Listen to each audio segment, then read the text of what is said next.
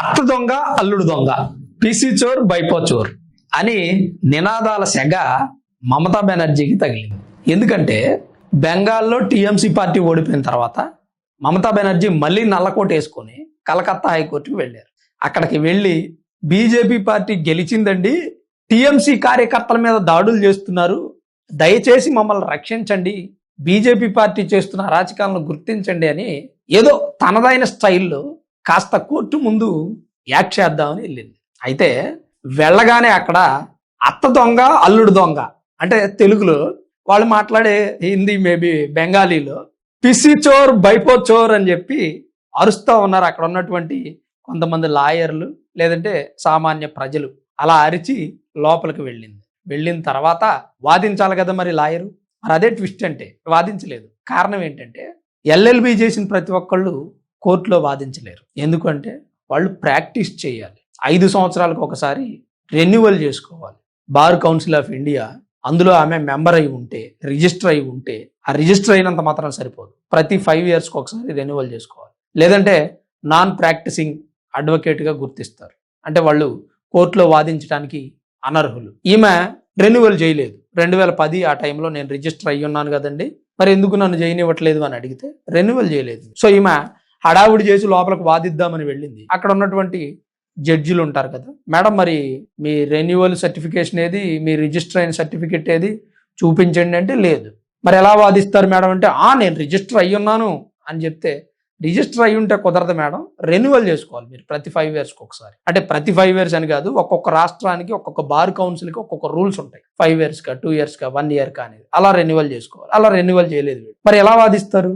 So అక్కడ ఉన్నటువంటి లాయర్లందరికీ ఒక హెడ్ ఉంటారు కదా, ఆయన్నే లాయర్లకి ప్రెసిడెంట్, బార్ కౌన్సిల్ ప్రెసిడెంట్ ఏదో అంటారు, ఆయన పిలిచి ఆమెకి సంబంధించినటువంటి అన్ని డాక్యుమెంట్స్ ఒరిజినలా కాదా, రెన్యువల్ చేశారా లేదా, రిజిస్టర్ అయిన సర్టిఫికేట్ ఎప్పుడు రిజిస్టర్ అయ్యారు, అవన్నీ చెక్ చేయండి. అవన్నీ ఓకే అనుకుంటే, డాక్యుమెంట్స్ అన్ని కరెక్ట్ గానే ఉన్నాయి అనుకుంటే, అప్పుడు ఆవిడ కోర్టులో వాదించడానికి అర్హురాలు అవుతారు, లేదంటే మాత్రం కుదరదని చెప్పారు. ఇది కలకత్తా హైకోర్టులో జరిగినటువంటి సంఘటన. పిసి చోర్ బైపో చోర్, అత్త దొంగ అల్లుడు దొంగ. అత్త అంటే మమతా బెనర్జీ, అల్లుడు అంటే అభిషేక్ బెనర్జీ, ఆమె మేనల్లుడు. టీఎంసీ పార్టీ అధికారంలో ఉన్నప్పుడు అభిషేక్ బెనర్జీ ఎన్ని అరాచకాలు సృష్టించాడండి. 1 కాదు 2 కాదు. 2021లో బీజేపీ పార్టీ 77 స్థానాలు గెలిచిందని, ఆ గెలిచినటువంటి నియోజకవర్గాల్లో మహిళల మీద అత్యాచారాలకు పాల్పడ్డారు. సుమారు 5,000 కేసులు, అత్యాచారం కేసులు నమోదయ్యాయి. కానీ న్యాయం జరిగిందా? లేదు. 25 మందిని దారుణంగా చంపేశారు. 2021 ఎలక్షన్ రిజల్ట్ వచ్చిన నెక్స్ట్ డే. అక్కడ దాకా ఎందుకంటే 2021 దాకా నేను పోవటం, 2026 ఎలక్షన్స్ తీసుకోండి. మొన్న మే 4వ తారీఖు రిజల్ట్స్ వచ్చిన తెల్లారి సువేందు అధికారి పిఏని నడి రోడ్డు మీద కాల్చి చంపారు టీఎంసీ. సువేందు అధికారి పిఏని. ఎందుకు అంటే సువేందు అధికారి మమతా బెనర్జీ మీద గెలవడానికి కారణం భవానీపూర్లో సువేందు పిఏ అట. ఎందుకు అంటే అతనికి బాగా ఫాలోయింగ్ ఉంది అక్కడ. ఆ పలుకుబడితో సువేందుని గెలిపించాడు. మమతా బెనర్జీ ఓడిపోయింది. అందుకని సువేందు పిఏని హత్య చేశారు. ఇలా 2021 నుంచి 26 వరకు ఎన్ని దారుణాలు జరిగాయో చూడండి. బీజేపీ కార్యకర్తలు 321 మంది హత్య చేయబడ్డారు అని, వాళ్ళందరికీ నివాళులు అర్పిద్దామని అమిత్ షా ప్రమాణ స్వీకార కార్యక్రమంలో మాట్లాడారు. భావోద్వేగానికి లోనయ్యారు, కన్నీళ్లు పెట్టుకున్నారు. ఆ తర్వాత 2021 నుంచి 26 మధ్య, అంతకుముందు ఈమె అధికారంలో ఉన్న ఈ 15 సంవత్సరాల్లో ఎన్ని అరాచకాలండి.